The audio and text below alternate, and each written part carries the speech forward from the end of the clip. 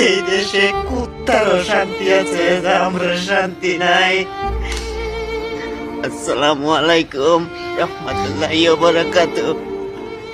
আমি আসামের মুখ্যমন্ত্রী হিমন্ত বিশ্ব শর্মা মামাকে বলছি, মামা আর কত কষ্ট দিবা তুমি আমরা রে? এই দেশে কুত্তারও শান্তি আছে, আমরা শান্তি নাই। আজকে আমরা মুসলমান দেখে আমরা রে অত ঘৃণা অত অবহেলা তুমি করো, কত কষ্ট হয় না তুমি আমরা রে দিতাছ।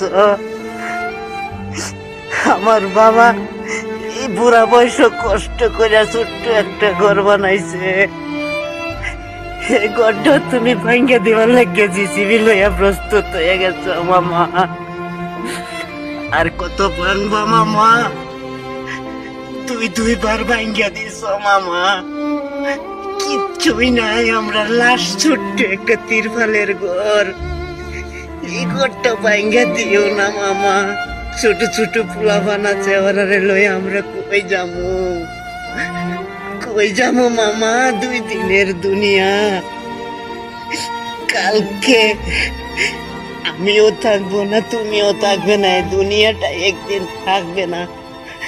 তাহলে কে লেগে অত পরিস্থিতির মধ্যে ভালাই দিস, অত কষ্টের মধ্যে ভালাই দিস, অত দুঃখের মধ্যে ভালাই দিস।